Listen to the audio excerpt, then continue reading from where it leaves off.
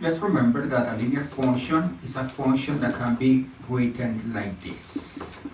And when we want to do the graph of a function, we replace y with f of x. Then we do the graph of this line.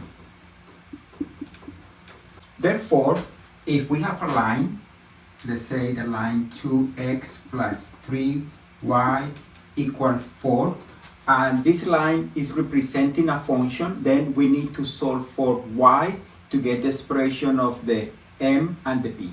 Let's do that. We have 3y equal 4 minus 2x, and that means that y is 4 minus 2x divided by 3, and this is 4/3 minus 2/3 of x. That means that when we compare, that means that in this example, this line, it has a slope equal to -2/3. This is the slope of that line. Then if we have the equation of a line, then in order to, one possibility to find the slope is to solve for y, and this coefficient, the coefficient of x, is going to be the slope.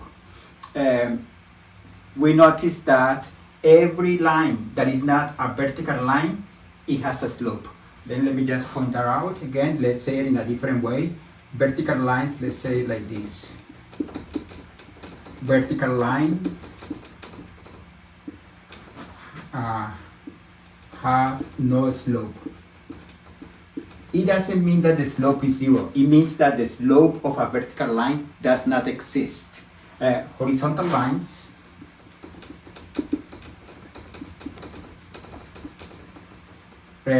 have a slope 0. The slope of a horizontal line is 0. Remember that a horizontal line is something that looks like this, right? And when you think about this function, the function is f of x equal 5. Then, and the graph of this is a horizontal line. This is 5. Then a horizontal line has slope 0. A vertical line, let me remind you, a vertical line is the equation of a vertical line is something like this, right? And notice that if you try to do this procedure solving for y, it is impossible because there is no y here in a vertical line. In the expression for a vertical line, there is no y, and therefore you cannot solve for y. And that's one of the reasons vertical lines have no slope. And in general, if you have an expression and you know that it represents a function, to find the slope, you can solve for y, and then you can just, that coefficient is the slope. There is another approach that is a little longer. If you have an equation of a line and you want to find the slope, you could solve for y and get the slope, or actually you could find 2 points in the line. Let's say what happened when x equals 0. When you make x equals 0, y is 4/3. And when y is equal 0, x is equal to 4 divided by 2, x equal 2.